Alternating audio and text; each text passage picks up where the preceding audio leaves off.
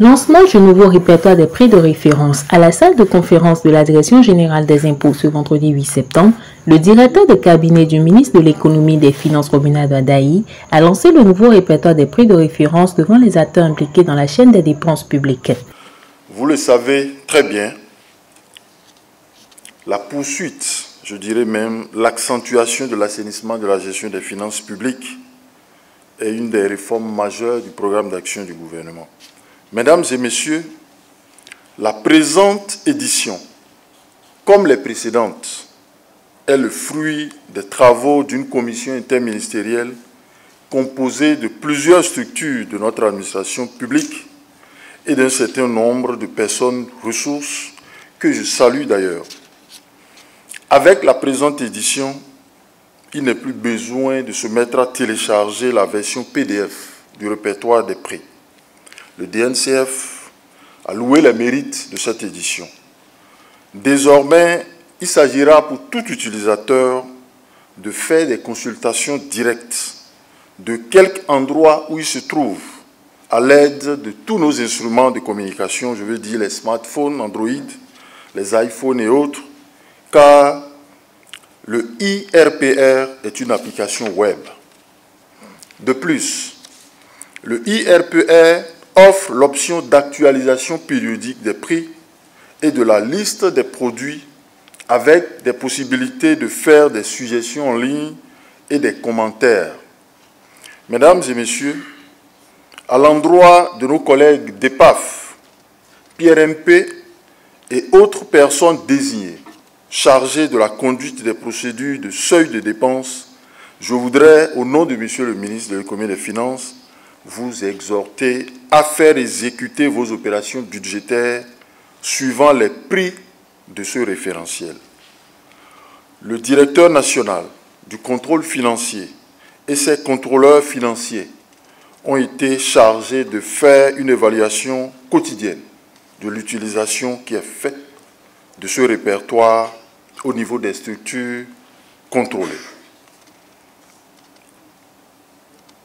Enfin, et comme d'habitude, la directrice nationale du contrôle des marchés publics sera fortement mise à contribution avec l'appui également de ses délégués pour faire respecter la prise en compte de cet outil dans les plans prévisionnels annuels de passation des marchés publics avant leur validation.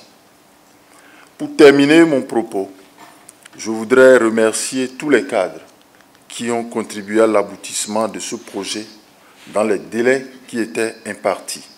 C'est donc sur ces mots que je voudrais lancer officiellement, au nom de Monsieur le ministre d'État, le IRPR. Vive le renforcement de la gestion des dépenses publiques, vive notre pays, je vous remercie. La 17e édition du répertoire des prix de référence correspondant à la version initiale V23.0 d'une nouvelle génération compte 8172 articles répartis en 7 catégories, immobilisation, biens et services et 18 familles. Il est utile de rappeler que les articles répertoriés sont ceux faisant objet de commandes par les structures de l'administration.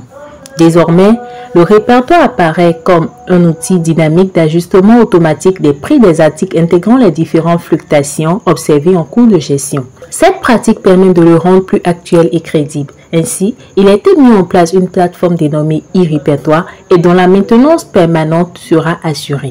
Cette plateforme plus professionnelle donne la possibilité d'actualiser ces données pour un réajustement des prix de façon périodique.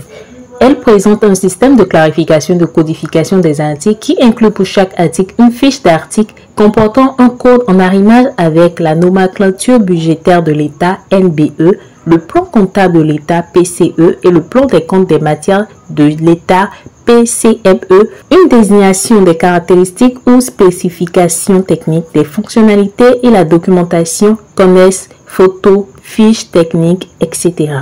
En dehors de cette innovation capitale, d'autres améliorations majeures ont été apportées à cette édition. Il s'agit de l'encadrement de la rémunération des prestations intellectuelles des consultants internationaux, l'encadrement des coûts de réalisation des sites et applications web, l'encadrement des prix des matériels et équipements électriques pour réseau, l'encadrement des prix des imprimés de santé, Les divers acteurs de la chaîne des dépenses publiques sont invités à s'approprier cet outil et son guide d'utilisation et à en faire bon usage.